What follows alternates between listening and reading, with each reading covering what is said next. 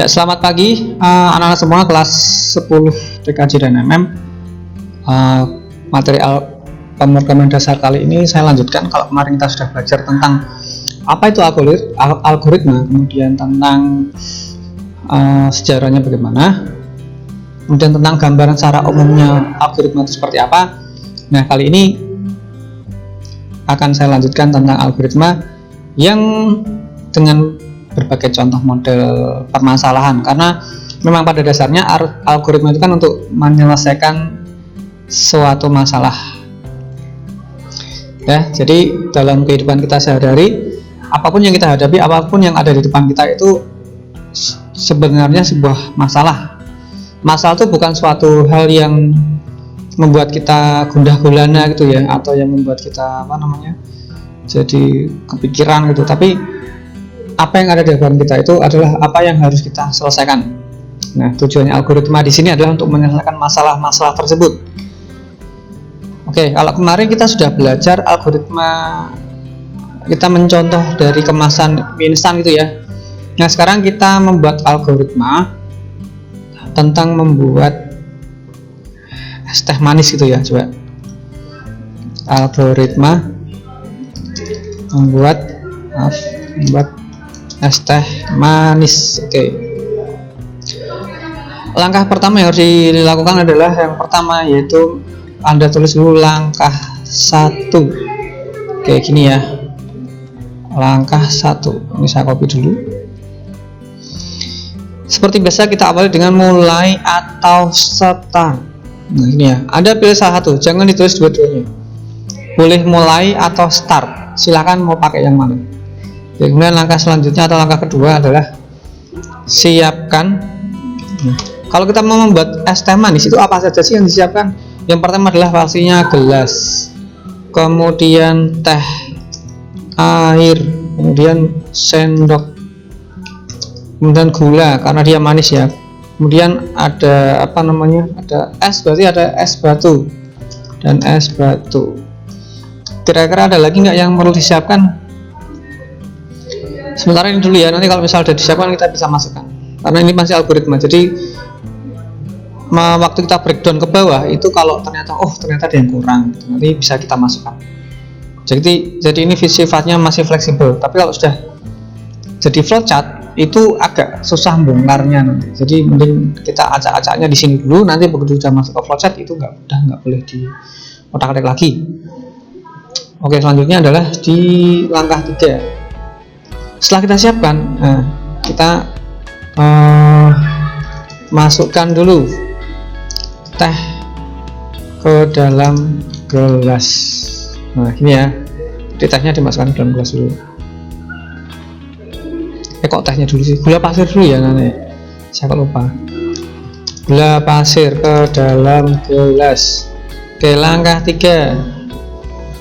Langkah 4, sorry.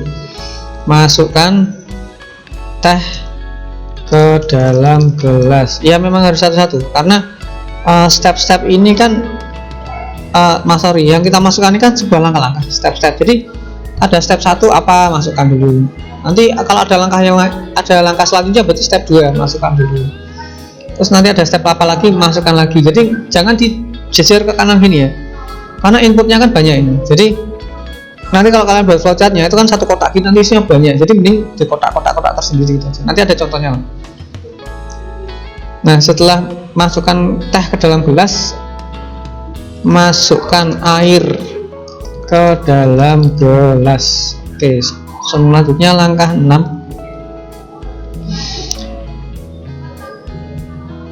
Aduk terlebih dahulu. Aduk teh hingga rata. Oke, ini tujuannya biar gulanya tercampur ya. Ini mau ditulis juga nggak apa, nggak juga nggak apa, supaya gula tercampur. Nah, gini ya, nggak tulis juga nggak apa-apa, karena kita tahu kalau tujuannya diaduk itu kan buat apa. Kalau ini aduk ya, kok aduk, jatuh dong. Oke, kemudian tuangkan es batu ke dalam gelas secukupnya. Oke, selanjutnya adalah es teh siap disajikan. Ini mau ditambah itu enggak? Aduk lagi? Nggak usah ya, karena kan tadi sudah diaduk hingga rata, jadi udah nggak ada partikel gula pasir lagi yang perlu atau yang masih menggumpal atau yang belum bercampur dengan hingga rata. Oke, kemudian langkah 9 adalah selesai atau end. Oke, kurang lebih ini ya tentang bagaimana membuat es teh manis dilihat dari algoritmanya. Ini coba saya besarkan dulu biar bisa terbaca oleh kalian. Nah, ini ya. Jadi gini, ada hal yang perlu Anda tahu dalam membuat algoritma itu tidak harus semuanya sama. Contohnya gini, saya membuat es teh manis ini kok sampai 9 langkah. Nah, kalau misal kalian membuat, Pak, saya kok sampai 10 langkah, silahkan, nggak apa. Jadi belajar algoritma itu tidak seperti belajar matematika atau tidak seperti belajar hitung-hitungan, beda ya. Seperti contohnya gini, kalau misal ada pertanyaan, ini pelajaran bahasa Indonesia atau pelajaran PPKN ya, bagaimana menurut Anda tentang jika terjadi kesenjangan sosial antar umat beragama? Nah, kan yang ditanyakan pendapat Anda. Jadi ya silakan Anda jawab dengan bahasa Anda, yang intinya nanti core-nya itu atau tujuannya itu adalah bisa menjawab pertanyaan tersebut tentang kesenjangan antar umat beragama. Nah, sama seperti dengan flowchart ini. Jadi Anda silakan sampaikan dengan bahasa Anda sendiri, silakan. Tapi kuncinya sebuah flowchart itu kan harus menggunakan bahasa yang mudah dipahami. Kemudian kalimatnya tidak usah terlalu bertele-tele, to the point aja. Flowchart jangan terlalu panjang. Terus apa yang Anda masukkan ke dalam flowchart itu sudah langsung bisa dipahami oleh pembaca atau si programming. Karena gini, tahap untuk membuat program itu harus kita awali dari flowchart ini. Tidak bisa kita membuat program tanpa membuat flowchart. Nah, kita tidak bisa membuat flowchart tanpa membuat algoritma, karena itu ada step-stepnya. Jadi gini, kalau kalian memang mau belajar pemrograman atau coding gitu ya, saya sarankan buat flowchart dulu. Nah, sebelum buat flowchart, saya sarankan buat algoritma dulu. Jadi nariknya tuh ada runutannya ya, jangan sembarangan asal gitu ya. Karena tujuannya flowchart dan algoritma itu nanti kalau kita sudah membuat coding dalam jangka panjang, maksudnya kita sudah membuat step yang sangat jauh, codingnya program kita sudah hampir selesai, terus kita kelupaan sesuatu, kok kayaknya ada yang kurang. Nah, kita bisa cek, kita bisa breakdown atau runut dari algoritma ini. Nah, nanti dari situ kita bisa tahu kekurangannya apa atau kelemahannya apa. Jadi gini ya, ini adalah algoritma tentang membuat es teh manis. Kalau nanti misal kalian, saya kok hanya 5 algoritma atau 5 langkah Pak, silakan, nggak apa. Kalau memang kalian bisa lebih mempersingkat lagi langkahnya, nggak apa-apa. Ataupun misal kalian, Pak, kok saya sampai 20 langkah, yuk silakan, kali aja kok. Di situ tertulis waktu membuat es teh manis, waktu menuangkan air panasnya, gelasnya retak, kan otomatis gelas harus diganti terlebih dahulu. Nah, ada langkahnya itu. Jadi setiap apa yang kita hadapi kan selalu ada masalah-masalah baru waktu kita menyelesaikan suatu masalah itu. Jadi misal ada masalah A, kemudian kita selesaikan masalah E itu, waktu kita menyelesaikan masalah A, tahu-tahu kok timbul masalah baru. Nah, yang kita namakan masalah A1 atau A aksen 1 atau AB kecil gitu ya. Nah, di yang AB kecil ini atau A1 ini kita selesaikan juga untuk menjawab masalah yang A. Baru setelah nanti masalah A selesai, kita selesaikan masalah B, C, dan seterusnya. Karena memang waktu kita mau menyelesaikan suatu masalah atau kita mau menjawab sebuah masalah dengan menggunakan algoritma, tanpa menggunakan algoritma pun juga kita pasti biasanya akan menemui masalah baru kok. Contohnya ya, kemarin kan kita sudah membuat flowchart tentang buat mie goreng ya, kalau nggak salah ya, kemarin ya dituliskan itu ya. Nah, waktu kita membuat mie goreng atau mie instan itu, kita itu kelupaan atau kita masak mie-nya itu terlalu cepat atau apinya kebesaran. Nah, kemudian membuat airnya cepat habis tapi mie-nya belum matang. Nah, kan itu artinya akan timbul masalah bagi kita sendiri ya, karena kita juga membuat mie kan, kita mau makan kok ternyata mie-nya masih mentah atau masih kerik-kerik gitu ya. Nah kalau Anda suka ya nggak masalah, tapi kalau bagi orang lain nggak suka itu akan jadi masalah. Nah akhirnya kita selesaikan dulu masalah itu. Nah biar minyak tidak kering, kita tambah lagi airnya, kita masak lagi. Nah artinya nanti di algoritma tersebut atau algoritma membuat mie instan, langkahnya akan semakin bertambah. Itu sudah pasti. Jadi kalau bisa dalam Anda menyelesaikan sebuah masalah dengan menggunakan algoritma, begitu Anda sudah mencapai di langkah selesai atau N, itu sudah selesai. Ya. Jangan sampai Anda sudah menulis N tapi kok ternyata masih ada masalah yang lain belum terselesaikan. Ya karena memang semua masalah itu harus diselesaikan. Jadi semua apa yang ada di muka bumi ini pasti ada solusinya. Jadi janganlah galau. Oke, sampai di sini masih bingung? Saya kasih contoh yang lain deh. Banyak nih contohnya.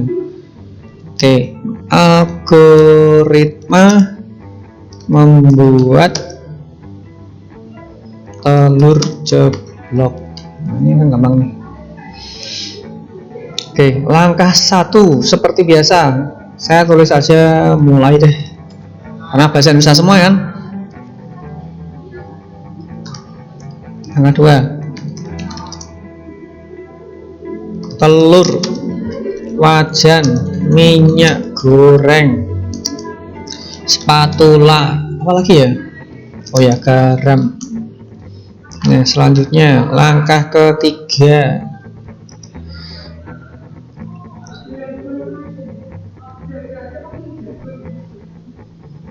tuangkan minyak goreng secukupnya ke dalam wajan. Terus kemudian panaskan wajan. Nah gini ya, karena tidak ada kompor jadi saya tidak menyebutkan kompor. Jadi misal nyalakan kompor, nah kan saya nggak ada, saya di langkah 2 kan saya tidak menyebutkan kompor, jadi saya tidak tuliskan di sini.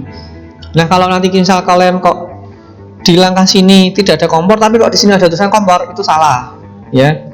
Jadi inputannya itu harus jelas dulu. Apa aja inputannya? Di sini ada telur, ada wajan, ada minyak goreng, spatula, ada garam. Nah semua yang ada di sini itu harus tersebut di bawahnya semuanya ya. Jangan sampai ada yang ketinggalan.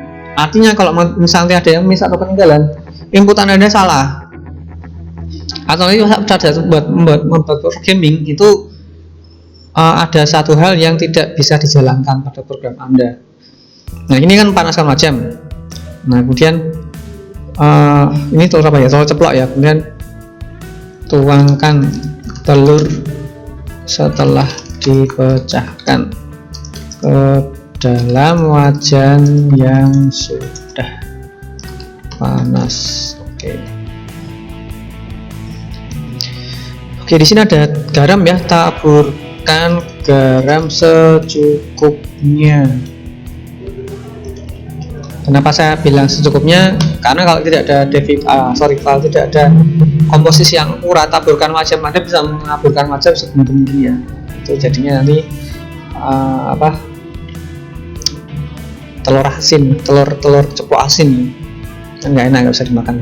Dia bisa kalau Android nggak masalah. Nah kemudian balik hingga matang rata telur menggunakan spatula.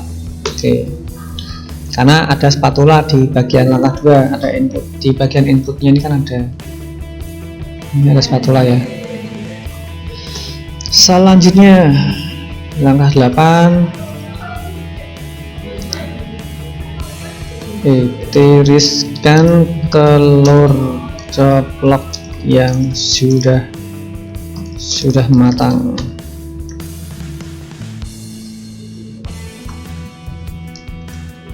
Telur ceplok siap disajikan. Langkah selanjutnya adalah selesai.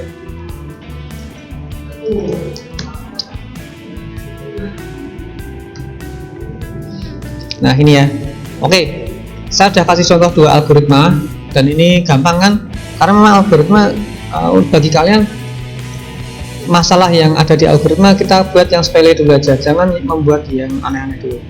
Yang pada kehidupan kita sehari-hari itu kita melihatnya, jadi apa ya, banyak hal yang ada di sekitar kita itu yang bisa kita selesaikan. Kalau misal kok saya nggak pernah masalah, hebat banget itu. Kita ambil contoh gampang aja lah.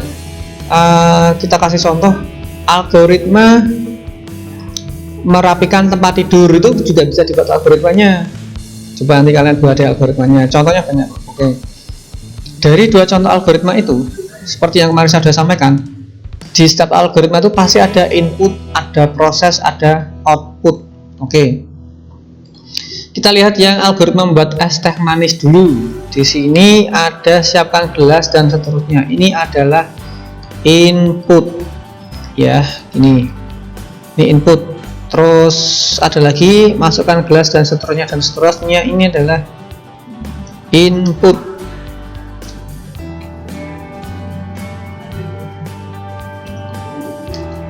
Ini juga input. Sebentar, ini agak apa namanya? Maksudnya input itu semua yang semua pendukung yang untuk menyelesaikan masalah Anda. Nah, contohnya gini, ini kan ada es teh manis. Pendukungnya apa aja? Gelas, teh, air, sendok gula, dan es batu. Nah, tidak semua kalimat masukan itu harus dijadikan input. Karena ini sudah melakukan aktivitas, jadi kayak masukkan gula pasir, artinya kan kita sudah melakukan sebuah pekerjaan, memasukkan gula pasir ke dalam gelas. Jadi ini sudah bukan input lagi, ini namanya proses. Memang kalimatnya masukkan, tapi ini sebuah aktivitas. Nah, ini proses. Ini masih proses, ini banyak prosesnya ternyata. Biasanya banyak inputnya daripada prosesnya. Nah, ini kalau sudah selesai, artinya ini adalah output. Ini ya, saya tulis risalahnya di sini dulu. I sama dengan input, P sama dengan proses, O sama dengan output. Oke, gini ya.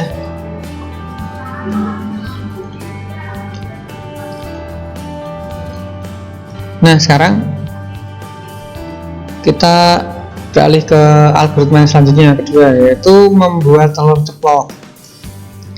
Ada lagi siapkan telur wajan dan seterusnya, ini adalah input. Kemudian tuangkan minyak goreng ke dalam wajan, ini sudah masuk ke bagian proses. Panaskan wajan juga proses, proses ya. Terus tuangkan telur ke dalam wajan yang sudah panas, ini juga proses. Taburkan garam secukupnya, proses. Kemudian balik hingga rata dengan spatula, juga proses. Tiriskan telur, ini juga proses. Nah, telur siap disajikan, ini baru output. Nah, ini ya. Oke, dari sini cukup mudah ya, tentang bagaimana sih algoritma itu. Kok ternyata algoritma tidak seperti logaritma, memang beda. Jadi mirip-mirip tapi tidak sama. Kalau logaritma itu kan sin konstan, kalau algoritma sama sekali tidak ada hitungannya. Bahkan nanti kalau misal di soal algoritma saya kok ada hitung-hitungan rumus, Anda salah pun nggak masalah, saya tidak akan menilai hasil dari hitungan Anda. Jadi misal mau menghitung volume kubus gitu ya kan, rumusnya kan sisi kali sisi kali sisi. Nah, sisinya 10. Nah, ternyata kok kalian tidak bisa perkalian 10 kali 10 kali 10 kok hasilnya 1 juta, ya nggak masalah. Saya tidak akan menilai hasil dari penghitungannya. Anda mau isi 1 miliar pun nggak masalah, tetap saya benarkan.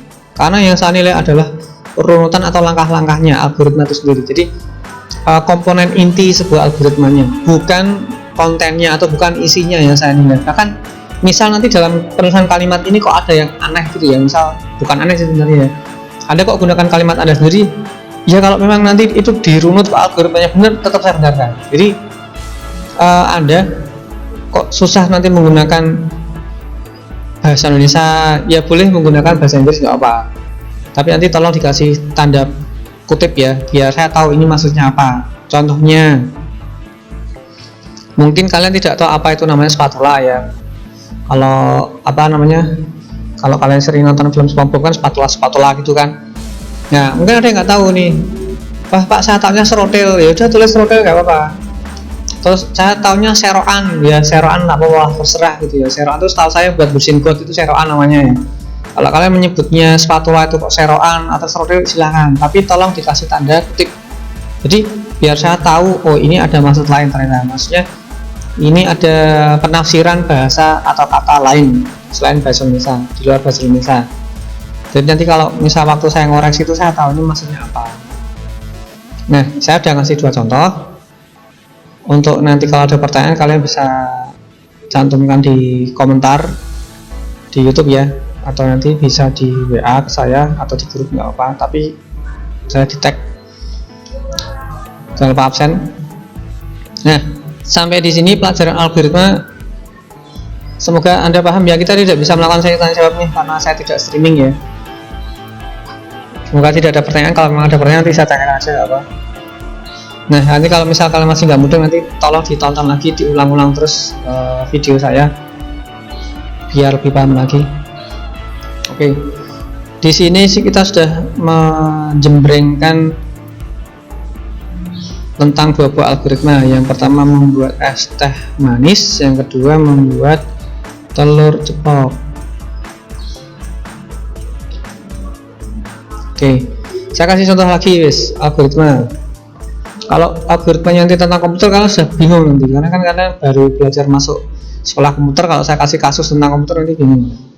Jadi contoh yang saya kasih baru contoh dalam kehidupan sehari-hari, yang harapannya kalian tahu lah nanti penyelesaiannya seperti apa. Karena Pak saya belajar komputer kok malah belajarnya dan bikin telur ceplok, bikin mie instan, bikin es teh, ini komputer apa? Ya memang dasarnya dulu. Kalau saya langsung buatlah algoritma itu maintenance server, mod-modan kalian nanti. Yang simple aja dulu. Algoritma membuat apa ya? Kopi saset. Nah gini ya. Nah gini aja guys. Langkah 1 mulai. Langkah 2, kalian kalau belajar gini kalau bisa dicatat di buku ya. Jadi apa yang saya tuliskan di notepad kalian tulis aja di buku tulis. Jadi nanti kalau misal ada tugas kan kalian tinggal nyontoh catatan kalian. Karena bukunya tidak ada ini ya, ada bukunya tapi nanti isinya tentang teori-teori semua, nanti kalian malah bingung nanti. Jadi mending kalian mencatat apa yang saya ajarkan gitu aja, lebih simpel.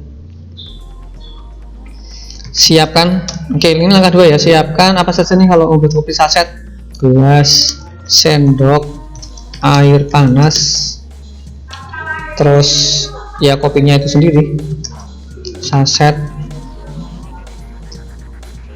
Sepertinya ini aja ya, ini lebih simpel sepertinya. Langkah 3, oke sekarang tuangkan kopi saset ke dalam gelas. Langkah 4, tuangkan air panas ke dalam gelas. Langkah 5, aduk kopi dan air panas hingga rata ini ya. Oke, kemudian langkah 6 adalah kopi siap disajikan. Langkah 7 adalah selesai. Oke, gampang kan? Jadi intinya gini, ada inputan, ada yang diproses dan ada yang di outputkan atau yang ditampilkan. Nah ini siapkan, ini berarti masuknya di bagian input. Kemudian ini proses, kemudian tuangkan kopi ke dalam air panas dan seterusnya adalah proses. Kemudian aduk kopi hingga rata dan seterusnya adalah proses. Kopi siap disajikan itu sudah masuk ke bagian output. Oke, ini saya sudah kasih 3 contoh. Nanti di pertemuan selanjutnya akan saya kasih tugas, atau tugasnya sekarang dulu aja ya. Oke, gini Ini tugas buat kalian ya. Oh ya, sekedar informasi, saya nanti jarang ulangan, saya lebih suka mengambil nilai harian gini ya. Jadi mungkin nanti di 2 kali pertemuan atau 3 kali pertemuan saya akan ngasih tugas. Jadi kalau by tugas ini kan harapannya nilai kalian tuh bagus, tapi jangan jaga kayak contoh-contohan, karena algoritma ini tidak semua anak akan sama. Kalau sama berarti nyontoh, udah gitu aja, simpel sebenarnya. Oke, tugasnya gini ya. Tugas yang pertama, buatlah algoritma ini, karena nanti sama semua jadi tak tulis di sini aja. Buatlah algoritma sebagai berikut. Yang satu, algoritma menuju ke sekolah. Algoritma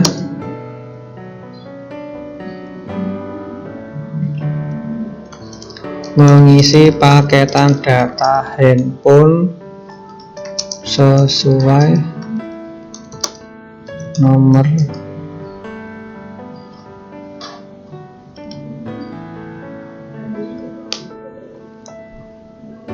kalian atau nomor provider ya, nomor sesuai provider, karena setiap provider itu kan caranya beda-beda. Terus algoritma yang kalian bisa itu apa ya, anak SMP itu dulu bisanya apa sih, udah lama saya nggak SMP.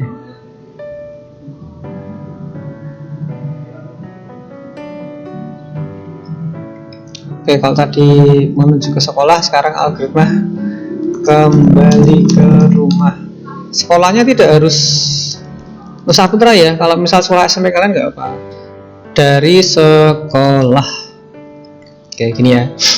Boleh menggunakan sampling Nusa Putra nggak apa. Kalau yang sudah pernah kesini, kalau yang belum pernah kesini, kalian gunakan sampling sekolahnya atau SMP-nya masing-masing. Oke, nanti tugas dikirimkan dalam format notepad aja nggak apa, jangan Word ini ya. Jadi nanti formatnya txt. Terus nanti nama filenya ini tolong diperhatikan ya, jangan salah loh ini.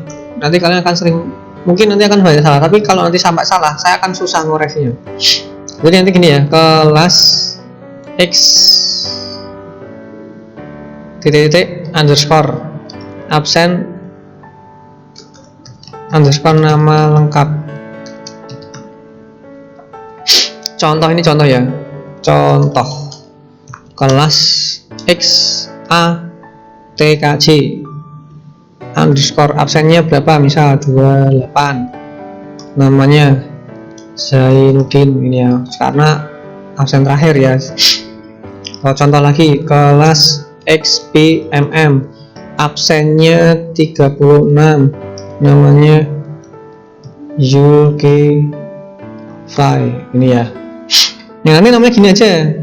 Sorry, ini harusnya gabung nih. Ini gabung aja ya, jangan ada spasi ya. Jadi pakainya nanti underscore semua. Nah, kenapa dibuat seperti ini? Nanti tujuannya biar nanti waktu saya mau koreksi itu sudah urut absennya, sudah nggak acak-acak, sudah nggak random lagi. Jadi nanti tak tolong kalau mengumpulkan tugas harus urut ini ya, jangan berantakan. Nanti saya akan susah koreksinya. Nah, bisa dikirimkan via, karena saya tidak pakai Google Classroom ya, jadi kalian via WA aja nggak apa-apa, atau nanti dikolektifkan ke ketua kelas via ini, kirimkan. Kalau ketua kelas, nanti ketua kelasnya nyontek gak ya? Oh kan ini nanti beda-beda jawabannya, nggak mungkin sama ya. Oke, dikirimkan kepada ketua kelas masing-masing. Nanti ketua kelasnya nggak tahu cara ngezipnya, nanti yaudah langsung kirimkan ke saya aja nggak apa.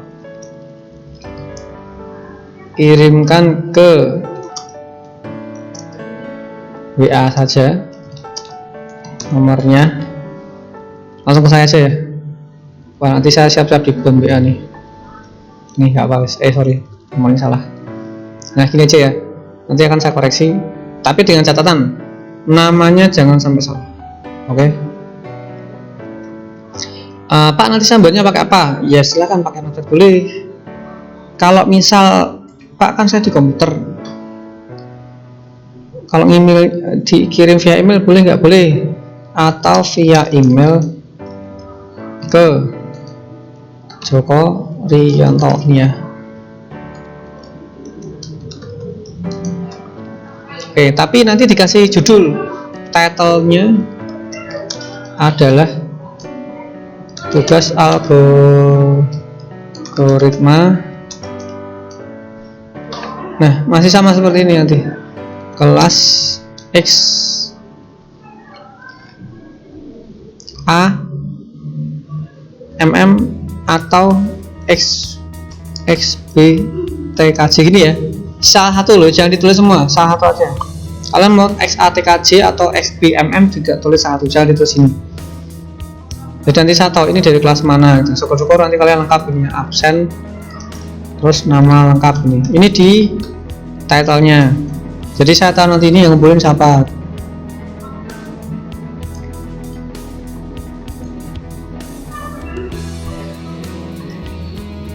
Ini ya. Berhubung ini title, jadi ini bisa dispasi. Sebenarnya nama file juga bisa dispasi sih. Tapi nanti kalau nggak dispasi, kalau dispasi itu nanti geser spasi satu itu udah beda, nanti ada yang masih ada yang enggak, nanti udah nggak urut lagi. Nanti title-nya seperti ini ya, title di email. Nah, dikumpulkan nanti berarti minggu depan, karena paling lambat nanti hari Kamis saya kasih waktu banyak ya kan. Jadi nanti di pertemuan yang akan datang saya tinggal ngasih materi lagi. Terus nanti reviewnya minggu depan lagi gitu, nggak apa-apa. Tugasnya sudah dikumpulkan saat ini. Oke, itu saja materi dari saya tentang algoritma di pertemuan yang kedua. Semoga mudah dipahami. Kalau ada pertanyaan atau kalian mau kasih masukan buat saya, bisa sampaikan di kolom komentar. Oke, itu saja. Jangan lupa isi absen di kolom komentar. Nama absennya juga jangan lupa. Kelas XAMM, XBMM atau XATKJ atau XBTKJ, kemudian underscore absen, underscore nama kalian. Jadi nanti biar bisa di list siapa saja yang hadir di pertemuan pelajaran saya. Dan jangan lupa absensinya di jam pelajaran, jangan absen di luar jam pelajaran. Jangan sampai nanti kalian absennya malam hari, nah, itu kan salah. Jadi pas pelajaran saya nggak ikut, kalian nggak ikut, kalian ikutnya pas malam. Tujuan saya masukkan di YouTube itu kalau misal nanti kok kalian nggak mudeng, besoknya bisa ditonton lagi. Makanya saya jarang menggunakan Zoom dan jarang menggunakan Google Classroom. Kalau tahun lalu saya menggunakan Discord. Jadi begitu saya live di YouTube, kita langsung tanya jawab di situ. Tapi ternyata banyak kendala, kayak ada yang nggak bisa ngomong dan seterusnya. Jadi mending saya sampaikan materinya. Nanti kalau ada pertanyaan kalian bisa sampaikan di kolom komentar. Oke, itu saja dari saya. Tetap di rumah dan tetap belajar dan jaga kesehatan. Selamat pagi dan selamat belajar. Terima kasih.